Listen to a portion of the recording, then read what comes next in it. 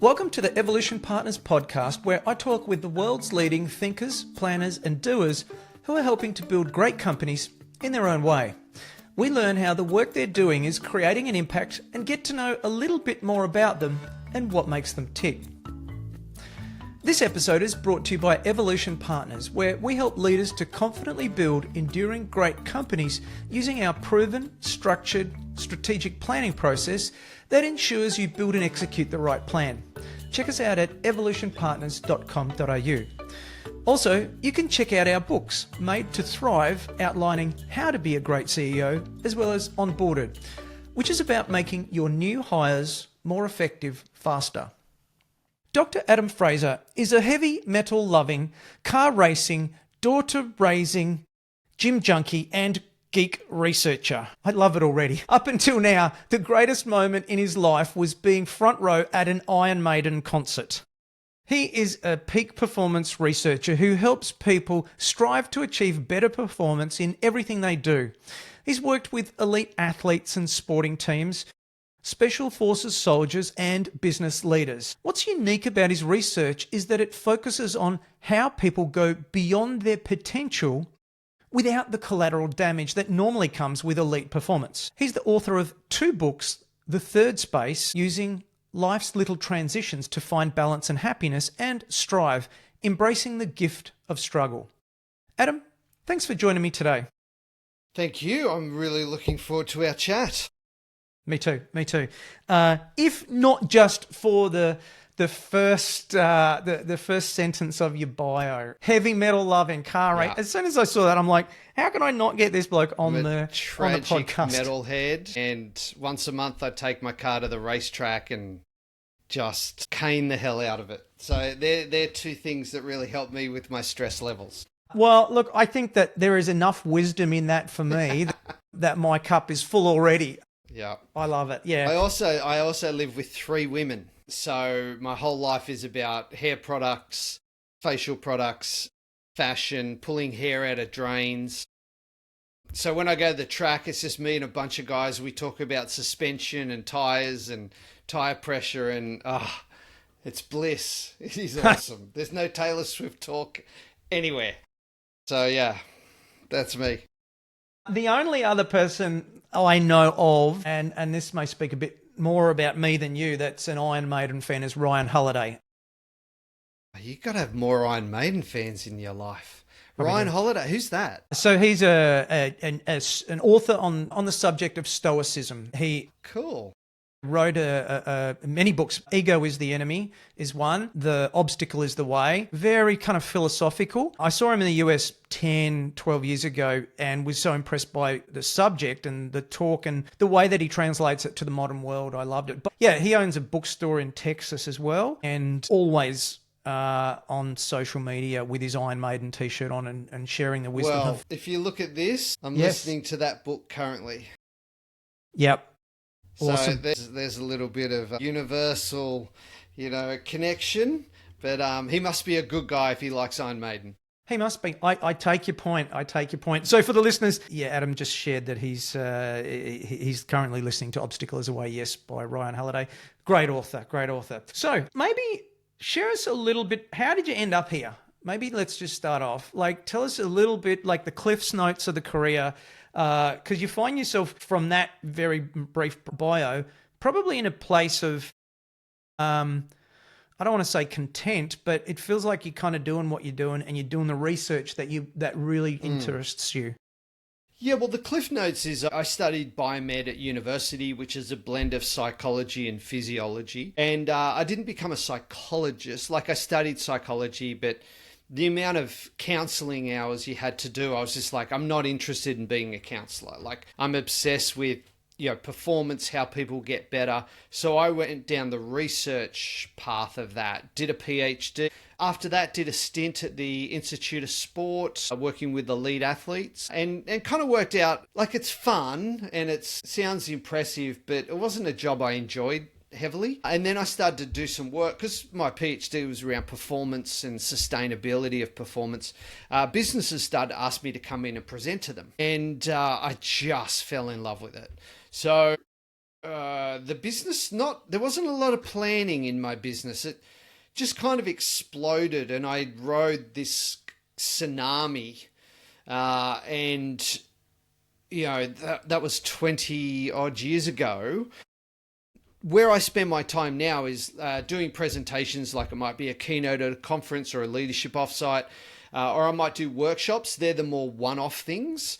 The second area where we spend a lot of time is, as you mentioned, research. So we partner with different universities to study business challenges. So we've done research looking at burnout in partners in professional services firm like the Big Four, as well as we did a big study looking at what separates the really high performers in terms of home loan lenders within banks.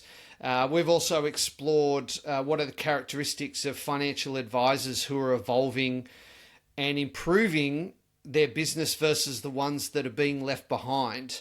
And we looked at them because they've just gone through constant change for the last 20 years.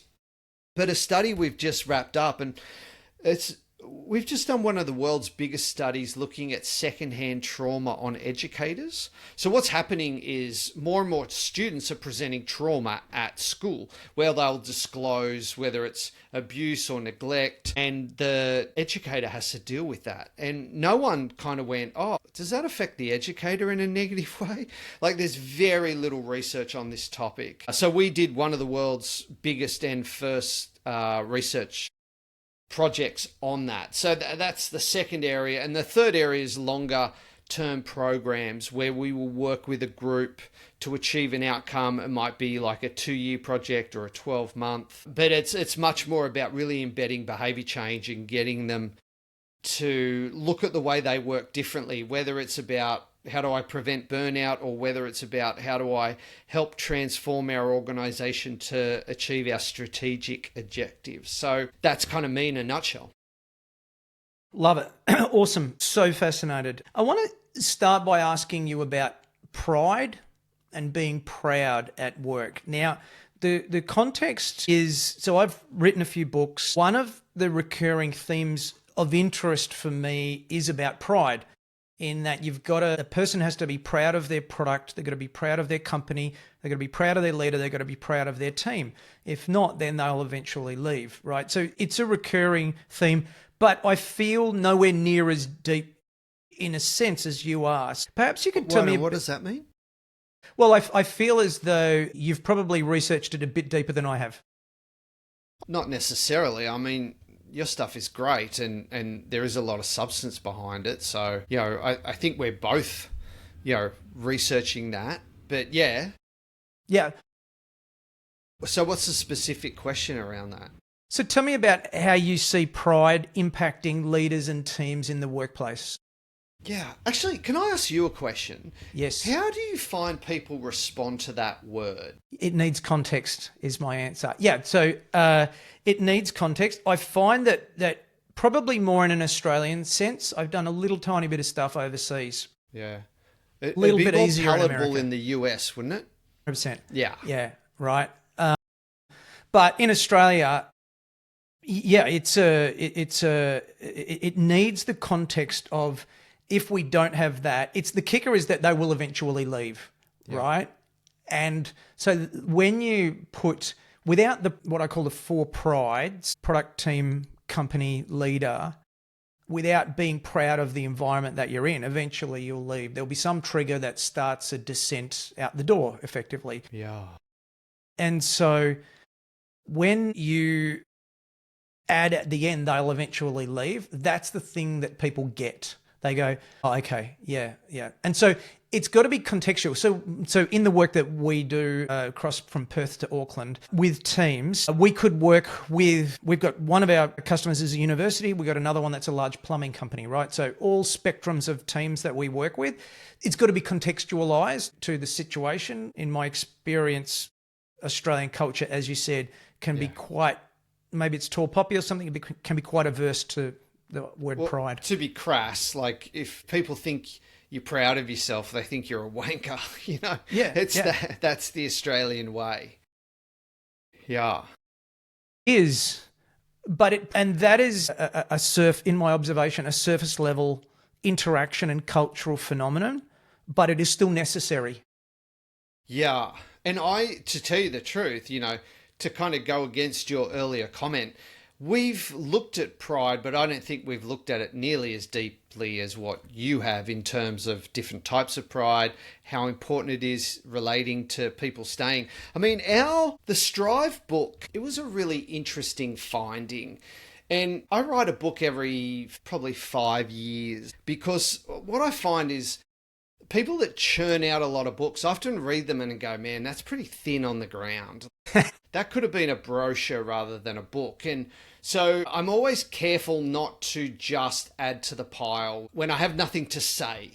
So The Third Space was a book that really took off because it was so unique and different. And Strive hasn't done as well. I mean, I did launch it in February 2020, so that wasn't the best thing. We go straight into a pandemic. But the reason Strive came about is we were studying flow. So we were studying high performers and we were studying flow, and that's that state where you're in the zone. And it's characterized by you have very high challenge, you need all your skills, you're highly engaged, you're interested, and time vanishes. So they're the 5 characteristics. We're measuring this, and this was a partnership with Deakin University. One of the researcher that was doing the interviews rang me and said, man, there's this really interesting theme coming through all the interviews. And what people were saying is, oh yeah, I love flow and it's really good.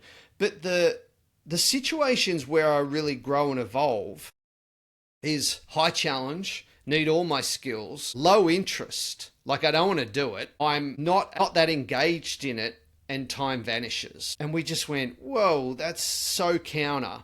But what we found is when people do something that is just really hard and they don't want to do, but they just kind of force themselves to do it, what they said is, that's when I grow, that's when I evolve, because those situations are often out of my comfort zone.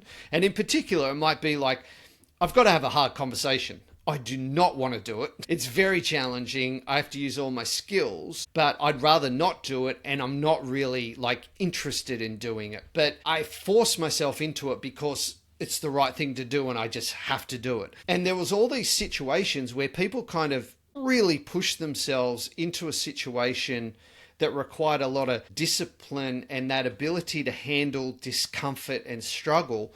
That's when people said, man, I look back on that and go, how did I pull that off? I really evolved in that moment. So that's the finding that started Strive. And what we started to look at was just humans' relationship with challenge and struggle over the last 10 years and how it's evolved, and how, particularly with children, we're wanting to protect them from struggle and discomfort, and how bad that is for them. It's so bad. It's so bad. It really is.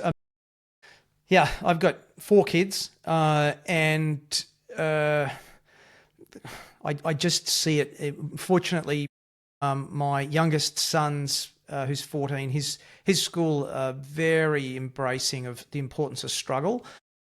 And, that's the mechanism for growth.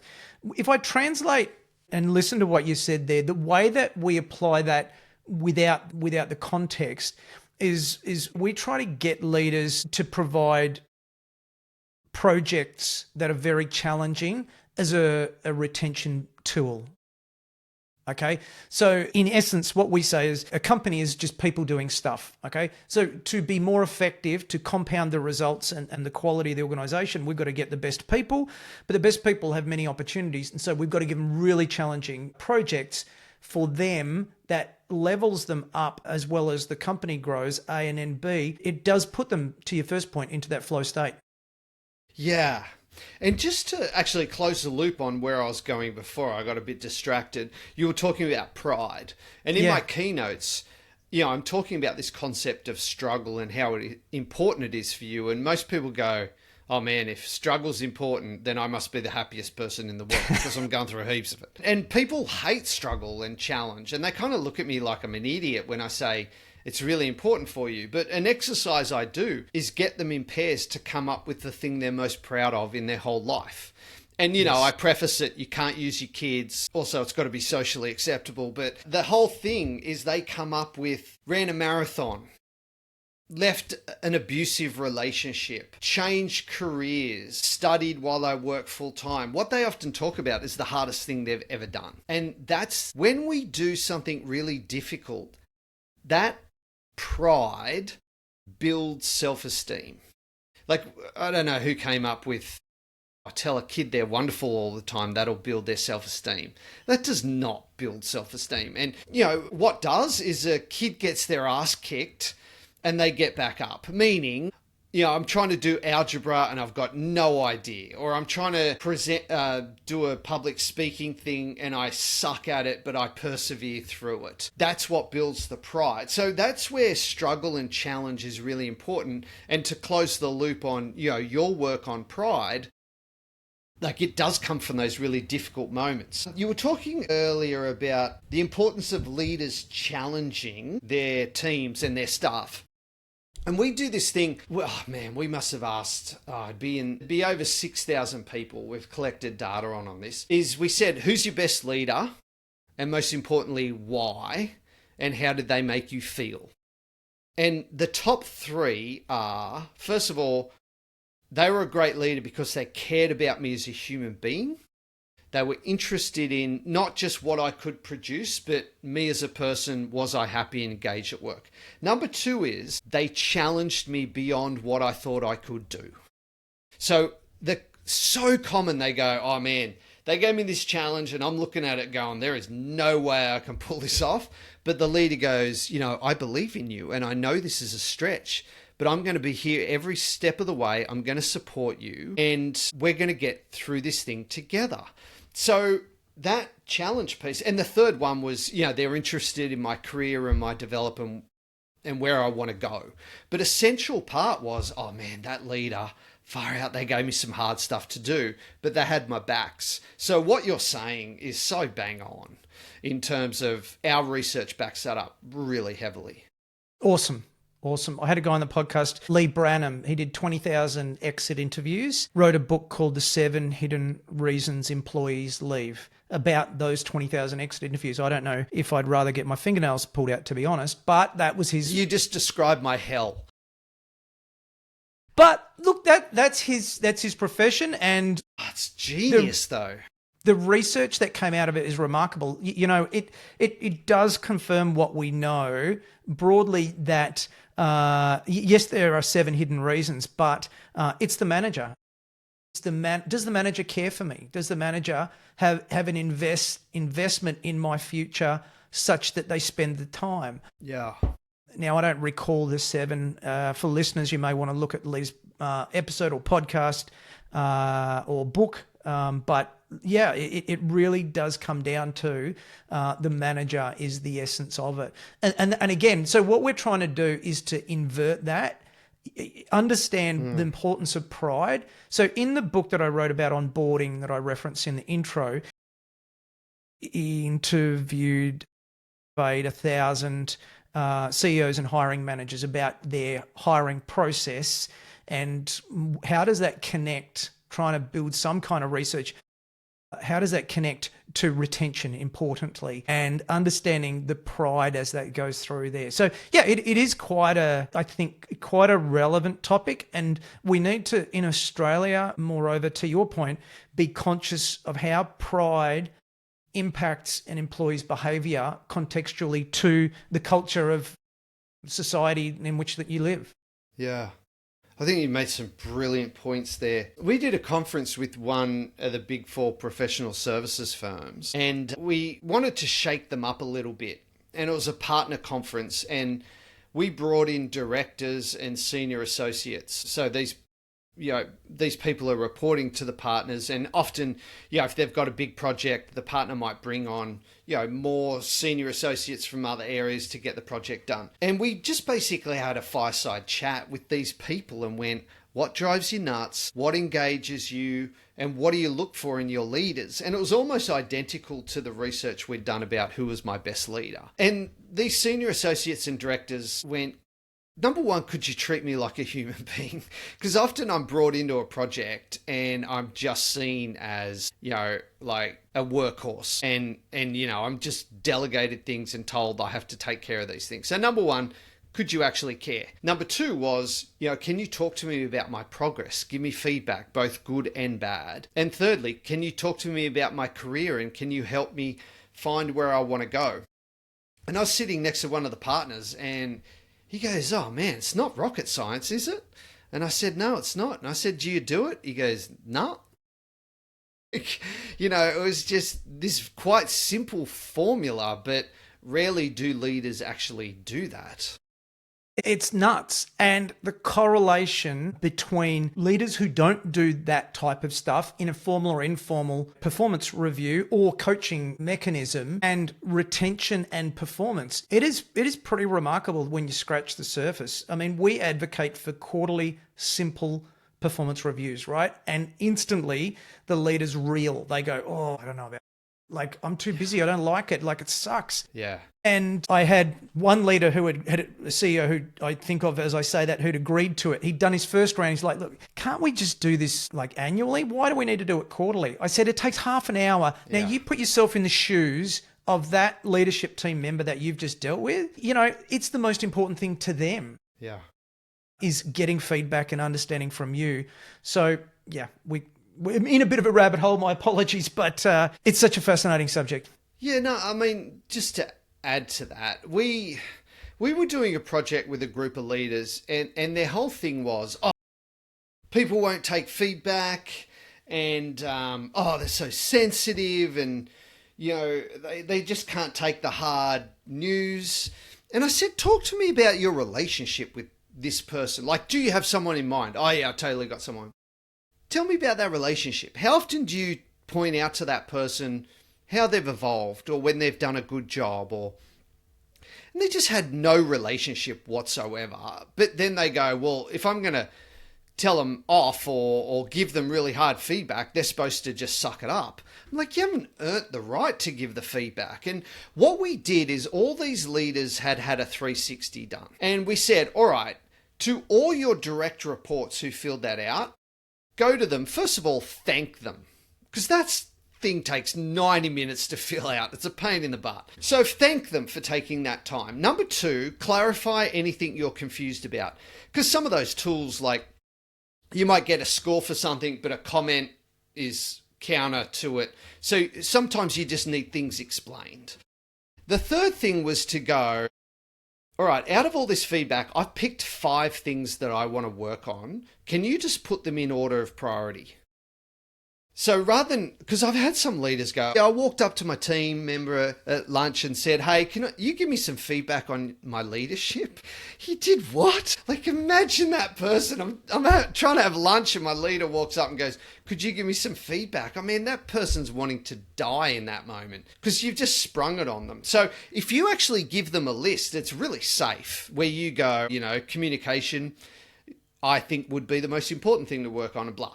And then we said, when you catch up, because they had to do this monthly thing where they would talk about what work had been done and what they were trying to work on. And I said, when you catch up in that monthly, touch base, say to that person, all right, you said that these things were important. How am I going on some of these? Like, have you seen me execute these? Have I fallen back into old behaviors? And man, so obviously, we put this out there to the leaders and gave them the skills to do it. And some go, oh, I'm not doing that. But the ones that did, we saw a 160% increase in how much that person trusted them. Wow. Like, fascinating. And also, what every one of them came back and said is at the end of the conversation, their team member went, well, I've given you feedback. What do I need to work on? So it became this really open dialogue and it just had profound impacts. But the biggest problem is most leaders were just too scared to do it. But the ones that did just went, oh man, that's transformational. Yeah. There's a HBR article and I think it's called, from Zegna is the author's name, Why Employees Love the Negative Feedback That You Hate to Give. And it really speaks to that point. And I think it's like a 2.6x against compared to 2.4, if that makes sense. Like, yeah. Whereas it's the inverse for the employees. provided it's in the context of improvement, it's not just attacking. Yeah, they want that negative feedback more than anything. Awesome. So I'd like to change gears if we can and talk about work-life balance. You got some really interesting takes, I should say, on work-life balance, because we all hear it, right? Yeah. Now, the response of the busy leader or entrepreneur is often well, there's no such thing, or I need to get the work done, or like, don't you understand, I'm working to build a better life for my family, or whatever it is that they tell themselves. Like, I've been in that place. I can only imagine that others have as well. So what I'm really curious about is the difference between what work-life balance looks like in the work that you do from different perspectives. Yeah, well, this came about, as I was saying before, the books I write tend to come from, I have found this thing and I want to explore it and research it. And what we kept finding is people talked about transitions that they made, and they didn't really use that language, but I was working with some special forces soldiers and having conversations with them about what's the hardest part of the job, and all of them went, oh man, coming home is so difficult. And they say, I'm away and I'm with my colleagues and I love them. Like, genuinely, they're my brothers, they're my sisters. We are so close. The amount of love, like they would die for each other. So when they're away, obviously they're doing challenging things, but they don't find it that difficult. But what one of them said is, oh man, I'm rappelling down the side of a building and we're storming this building. And then a week later, they fly me home and I'm running the kids to school. And what they said is trying to change gears and mindsets is so hard. The majority of them said is I spend the first 2 weeks fighting with my family because I've been away for 6 months also, and they've moved on and they've found different ways of doing things. And then I come in and I want to take over. And one of them said that, he would have this process where when he came home, he would actually go somewhere for 2 days and just chill out and just use that time to kind of settle back in before he actually went home. And other soldiers had different things they did. So I went, wow, this ability to transition is really important. And, I looked at high performers, even the best tennis players. What separates them apart is how they transition from one point to the other. So it's not what they do in the point, it's what they do in between the points. And this kept coming up. And I met a CEO who literally built a new entrance into his home. Because he said, I would come home and I'm like the hurricane. I'm trying to run my home like my business, and he said, what I did is I built a new entrance. I would go into my room. I haven't talked to anyone. I have a shower, put on casual clothes, do a relaxation exercise. He said, like, literally it takes about 13 minutes. But then I go greet the family. And what he talked about is just he was a better version of himself. So I kept coming across this, and I came up with this concept called the third space, which is like the first space is what you're doing now, second space, what you're about to do, third space, that transitional gap. And in particular, we looked at that transition from work mode to home mode. And what we discovered is that in a really effective transition, there's 3 parts. So the first part is reflect. And that is reflecting on what you've just done so you can shut it down and not carry it forward. The second part is rest, which is just the ability to calm your brain and become present in that moment. Because we have this busy brain that we take home and we unleash it. If we live with someone else, we unleash it on them. And then the third part was reset of, how do I want to show up? What sort of impact do I want to have? What's my intention? So if my intention is to really connect with my kids, well, I've got to show up. I've got to be playful. I've got to be interested in their day. And what we found is these 3 steps were critical. And when people practice this, now they all did it their own way. A woman who caught the bus home, that reflect phase, she just asked herself a couple of questions about her leadership, about the day. The rest phase was she listened to a mindfulness app on the bus. And then as she walked from the bus stop home, what kind of mum do I want to be? What kind of partner? But so she curated that. That's what I'm hearing. Yeah, well, I mean, what we said to people is there's 3 steps here. But, if you're picking up your kids from childcare and it's 5 minutes from work, that's a very different transition to, I've got a 45-minute bus trip. Or, if I'm working in the home and I'm working on the kitchen table, it's very hard to disconnect from work and then cook dinner or whatever you've got to do. So there was these three elements, and we just said to people, take it and make it work for you. And the popularity of this thing was astounding. And one of the things we looked at is when people said, when I do the transition, my work-life balance is better. And we thought, okay, let's explore balance. Now, I knew nothing about that. It wasn't my area of research. But when I looked at all the data, most of it focused on the individual. Like, Brad, tell me about your balance. And we would only talk to you, and you would rate it, and you would tell me it got better or worse. And we went, nah, we're going to interview people in your life about your balance. And the first group we looked at is people that live on their own. A huge percentage of people in Australia live by themselves. So in that, we interviewed their friends, family, and loved ones. And we said, well, if Brad had better balance, what would that look like? And what these people talked about is they didn't talk about time, they talked about connection. They said, well, Brad would be happier, he'd be more present, we'd have more fun together, we'd be closer if he had balance. So it wasn't about time, it was about connection. And then when we interviewed families under the same roof, what families said is, we get the emails, we get the phone calls, we get that that's part of your job. But what we don't get is you come through that door and you're a jerk. Like, you come through that door, you take your day out on us, you look at us as an inconvenience that gets in the way of work. Family said it's not when you show up, it's how you show up. And what we found is this strategy was incredibly powerful. And just to talk at you for a little bit longer, sorry, I know I'm on a roll here. But please, we did a project with St. John Ambulance. So we're working with paramedics, and they see stuff we cannot even comprehend. Like, if you know a paramedic, give them a hug, man, because far out, that is just the craziest job.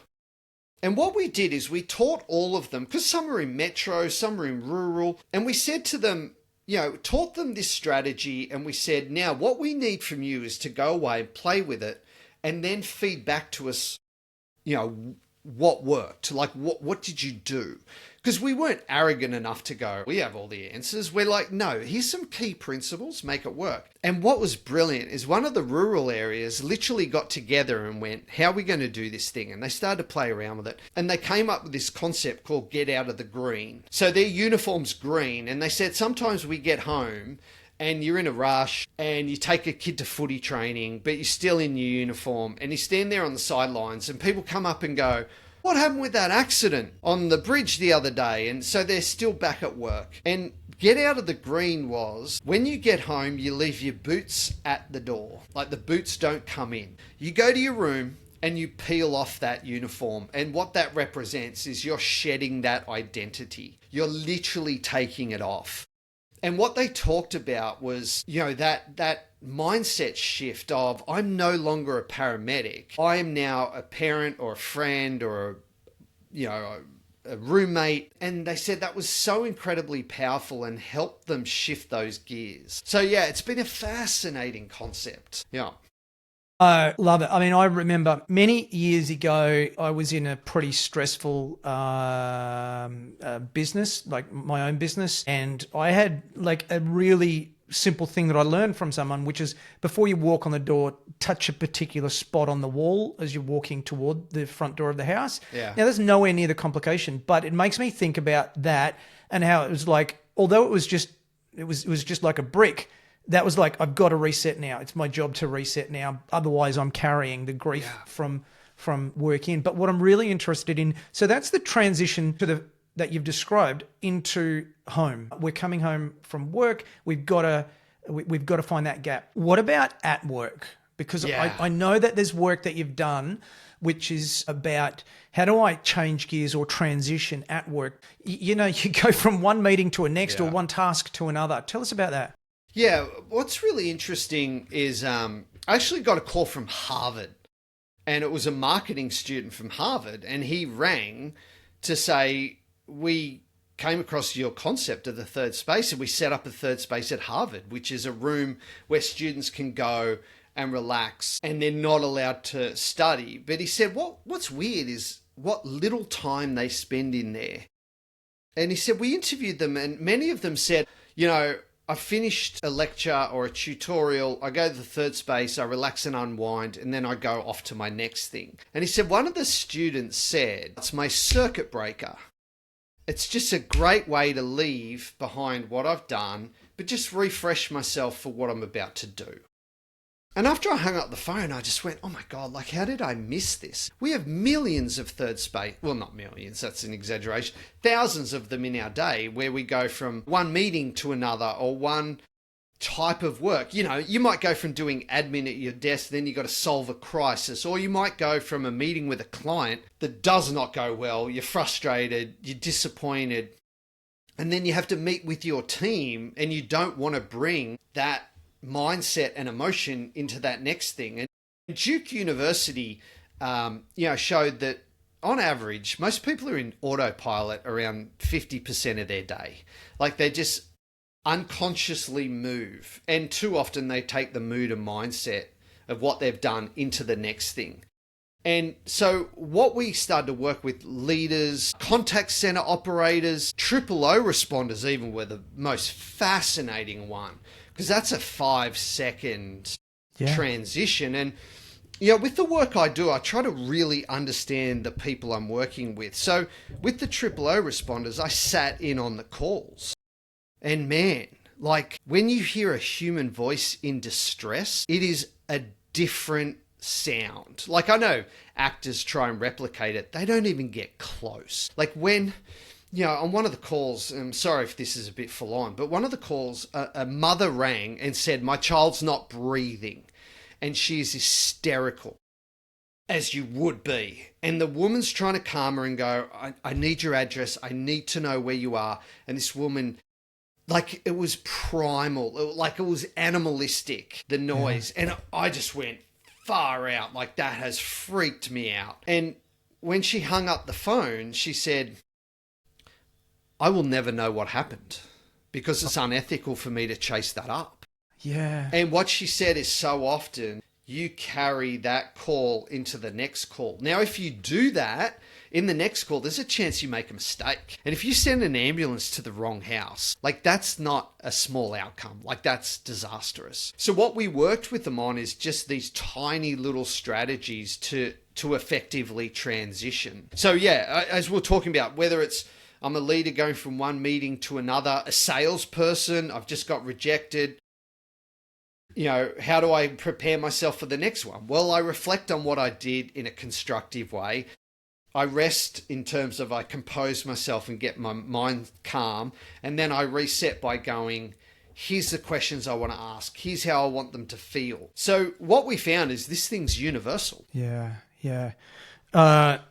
And so practically, are there any simple tips that you learned that you can share with the audience perhaps about maximizing the efficacy of that? Look, here's the problem. And I don't know, you might have seen this, but what I've seen in the last 10 years is people are getting worse at the ability to take a principle and apply it to their life. So yes. Unless you go, let me give you an example of a guy who's got kids. His name's Brad. He runs his own business. Unless you give them something that's exactly like their situation, they find it very hard to I did a presentation once where I talked about my kids and how I use the third space to be a better dad. And this guy comes up and goes, oh, well, I can't do the third space. And I'm like, why? He goes, oh, I live on my own. I don't have kids. I'm like, dude, it's not that's more important for you than for me, because my kids make me turn off. When you go home, if you live on your own, you're much more likely to overwork, to not sleep well, because, you've worked right up till... For people listening to this, it's take the principle and go, well, how do I make this work for me? And the whole thing about the third space is it's practice. It's a skill. We've shown you can learn it. We get better at it. So I would play around with, whatever works for you. And I spoke to an executive and he goes, He said, man, that thing changed my life. And he said, I have a global role, and I used to walk in the house on the phone, and my kids run up to me and try to have a cuddle, and my wife's saying, get off the phone, and I'm palming the kids off, and I go, shut up, I'm talking to the US. And he said, disaster. That's just ruined the evening. And he said, all I do is just finish the call in the car. And he said, after I finish the call, I take a couple of deep breaths and I think, what kind of dad do I want to be? What kind of partner do I want to be? So, different people use different things, but my advice is to play around with it. Like, even one of the ones that stood out to me, man, is I presented and then this couple came up to me and she's shoving him in the back towards me. And I'm like, oh man, what's this? And he comes up and goes, we'd like your advice because we work together and I'm her manager.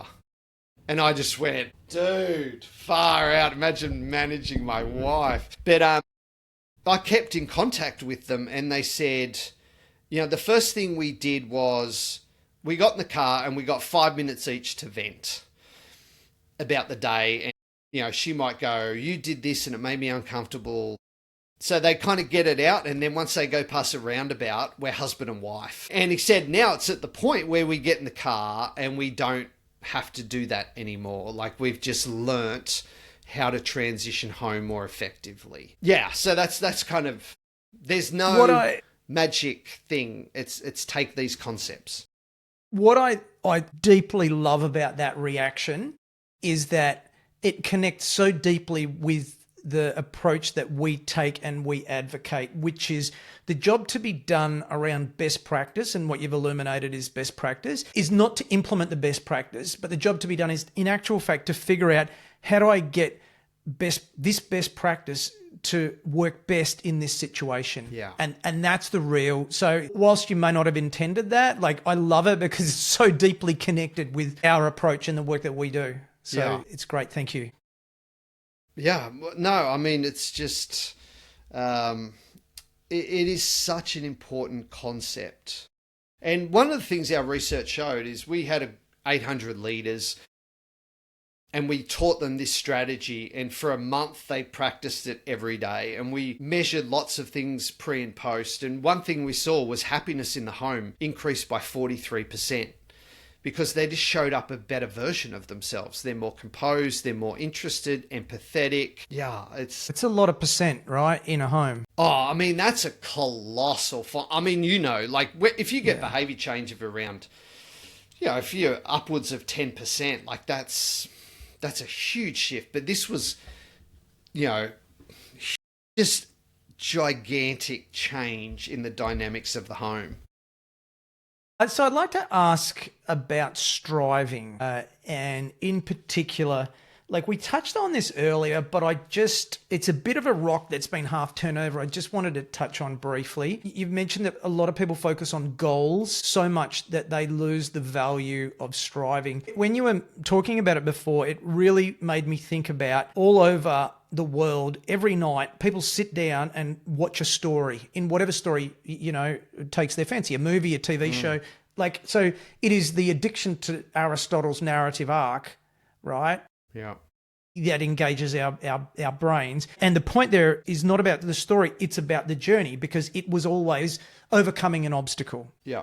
And so you've spoken about how people focus so much on goals, but then kind of maybe don't pay as much attention as necessary around striving. Is there anything under that rock that you haven't necessarily covered off today? Because I'm quite curious about that. Yeah, look, very quickly, when we were looking at striving, of course, we looked at goal orientation and goal achievement. And we broke a goal down into 3 parts, like very basic. You set the goal, you work towards the goal, which we call the strive, and then the achievement of the goal. And we said to people, out of these 3 things, what's the most fulfilling? And everyone said achievement. And some people said, do you really have to ask me that question? That's a dumb question, because the only reason I do the other 2 is to get the achievement. Yeah. But what we found is once we achieve a goal, we have a period of elation, but it doesn't last very long. And we very quickly go into this period of flatness. Now, we called it the completion myth, which is where we massively overestimate how happy we're going to be once we achieve something. And this was universal. Like, gold medalists that came back from the Olympics, all of them said, oh, wow, like, I thought this would be a bigger deal, or I thought I'd feel better about this. And they kind of felt lost. And have you heard of Zappos? Yeah. Yeah. I've been to Zappos. Oh, have you? Oh my gosh. You're ahead of the game. But I got to speak at a conference with Tony Hsieh, who built Zappos. And I can't remember it, but he talked about how he built another company before Zappos. It was a tech company, and he sold it to Microsoft for like 150 mil. And him and his partner looked at their bank account, and they've got this, like, all these millions in the bank. And he said, I've never felt more disappointed in my life. He said, because I love the business. I love working in it. And I just sold it. And I was like, oh yeah, the money's nice. God, I'd like to have this situation in my life. But the money's nice, but, I really miss doing the work. And so what we found is we do overestimate. So the thing about humans is we're terrible at recalling how we felt in the past, and we suck at predicting how we're going to feel into the future. So we got people to do that process real time. Like, set a goal, work towards it, achieve it. And during that process, each day we would prompt them and ask them things, how do you feel? What action have you taken? So we asked them all these questions real time so it's accurate. And what we found is the most fulfilling part was the strive. And in particular, the best parts of the strive were the ones that had the most amount of challenge and struggle attached to them. And the reason they're fulfilling is in those moments, people said I had to exhibit courage and I had to evolve. And what we found is people crave courage and evolution like they crave love and connection. So that strive process is something we look at and go, oh, that's the part that sucks. But if we actually really look at that and track our progress, even if it's tiny amount of progress, if we track that, reflect on it and celebrate it, the whole experience is completely different. So that's the importance of striving. I love it so much, as I alluded to in the question, because it is the essence of the human condition. Without it, there would be no story. Yeah. We won a gold medal. High five. Let's celebrate. It is an engaging movie draws you in because of that challenge, and it is exactly the same in our own life. Yeah, and there's no story that's interesting where, I was crushing it. I expected to win, and I got in there, and it just went really easy, and I just won. What makes a great story is the person that gets knocked down, gets back up, knocked down, gets back up. There's some sort of barrier. There's something that they have to overcome to get there. Like that's what we respect. And it reminds me, I think I was in Hong Kong, and it was during one of the US elections, and I think Hillary Clinton, I think it was the Democratic nomination, and they're all debating each other, and they were trying to outpour each other, meaning when I grew up, we didn't even have a house, and I had to pay for my... They were just like trying to outdo each other in how hard they'd had it in their life. Because no one wants to go, silver spoon, my parents bankrolled me. We want to hear about the person that gets up out of the dust. The real practicality about that I personally take away is that we've got to set considered and meaningful goals that will challenge us, because one day we won't be able to do that. And that is where genuine fulfillment, this very small amount of research that I've done about end of life, beyond the old adage of less time in the office, more time with the family, is that the regret is people who didn't have a crack at something. Yeah, it's always regretting being courageous. Regretting, not being courageous. Yeah, I love that's it. what. Yeah. So as we begin to kind of move toward the end, I've got a standard question that we like to ask, or that I like to ask, which is, what do you think that a better business looks like for you and most of the people that you deal with? Now, the context there is the book that I'm writing at the moment is entitled Bigger Isn't Better, Better is Better. Okay, so it's about, don't focus on goals because they stimulate your ego necessarily. Focus on goals that are going to build a compounding life by design and business by design. For you, what is how would you describe a better business? For myself? Art is in the eye of the beholder. So it could be for yourself in the context of your business or your life or the people that you deal with. Any answer is the right answer, in my opinion. Better business. It's probably one where I'm home more. We've really reduced the amount of travel I do, and virtual has helped that. So personally, I would like to, be able to travel less and be home more. I think what makes a better business. Wow, you really do ask the big questions, don't you? This might not answer the question, but what my kind of obsession right now is, how do we normalize uncomfortable states? So what's happened because of positive psychology and because of the happiness movement is we look at emotion and go, positive emotion is good and good for you, negative emotion is bad and bad for you. And I'm seeing it more and more. And even with this psychosocial risk legislation that's hitting workplaces, what's happening is where someone's held accountable for performance or performance managed, many of them go, that's risking my psychosocial safety. You're bullying me. You're targeting me. And what I'm seeing is we've got a whole heap of leaders who are terrified to hold people accountable because it's going to turn into something like that. So I fear for the world where we can't tolerate uncomfortable states, because to have any sort of growth and evolution, you must be uncomfortable. Like, you think about schools, their whole job is to make kids uncomfortable, right? To show them, you don't know this, so let's work hard and get better at it. And rather than sit here and beat yourself up, understand that the learning process is a really uncomfortable process. And if you're saying to yourself that you're not smart enough to get this, that's a normal part of learning. Like, we have that narrative.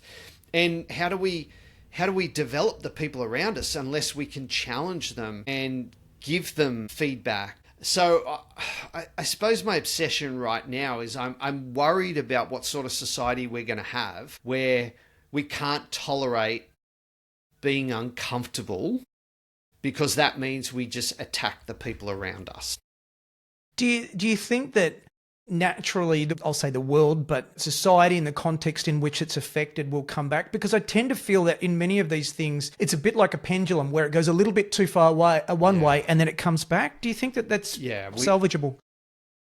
I don't know. I don't know if I'm smart enough to answer that question, but you're so right about the pendulum. Like, even look at dieting. Fat was the enemy. Fat's the worst thing ever. Oh no, fat's great. Carbs are the enemy. Now sugar's we just go to these extremes, and we tend to do it. Like, that's what happened with positive psychology. Marty had a really good intent around that, but people took it and just went crazy with it of, well, we've got to feel good all the time, otherwise things are bad. No, you want to have a healthy relationship with challenging, uncomfortable emotions, but at the same time, you want to search for joy and you want to search for happiness, but it's not one or the other. So you're right about the pendulum. We take things too far, and hopefully we'll swing back to the middle. Hopefully. I definitely agree. Hopefully. Is there a book, or what book might you recommend for our audience? That's a tough one. One of my favorite books is Switch by Dan and Chip Heath. It's just very practical. It's about, how we embed behavior change. That's kind of one of my favorite books that I've ever read. Oh, I'm reading a book now called Team of Teams. And what it's about is one of the generals that led the US military in Afghanistan, and how he had to adapt leadership and how they ran teams to cope with an enemy that they couldn't find. Yes. And this book conflicts me because I read about it and go, oh, ethically, I'm finding it hard to listen to all this stuff, but at the same time, this guy's got amazing insights, like super, super smart. So they're kind of two books at the moment that I'm... Yep, Switched by Chip and Dan Heath, Team of Teams. We'll put that in the show notes. I forget the guy's name. That's all right. We'll put it... I think it might have been Chrysalis, but I could be wrong. Yeah. Yeah, I'll put that in the show notes. How can people learn more about you and your business and the work that you do? Yeah, my website, dradamfraser.com, is in Dr. Adam Fraser with an S. .com. I'm on all the socials, LinkedIn. Yeah, you got the books, Third Space, you got Strive. They're probably the best ways to get hold of me. Awesome. You know, I feel like, given today's conversation, we could probably chat all day, but eventually we'll have to call it. So what haven't we discussed that you wanted to cover off today? No, I think it's been great. Like, you've really asked some hard questions, which make me think. And we've covered some of the main findings. Yeah, I think it's enough for people to take on the volume of things we've given them. So I think, it's been quite comprehensive. Well, thank you so much, Adam, for sharing your wisdom today. It's been quite the delight, as I anticipated it would be. It really does mean the world to me that you joined me today. Thank you. Thanks, Brad. Really appreciate it. Well, I hope you enjoyed the episode as much as I did.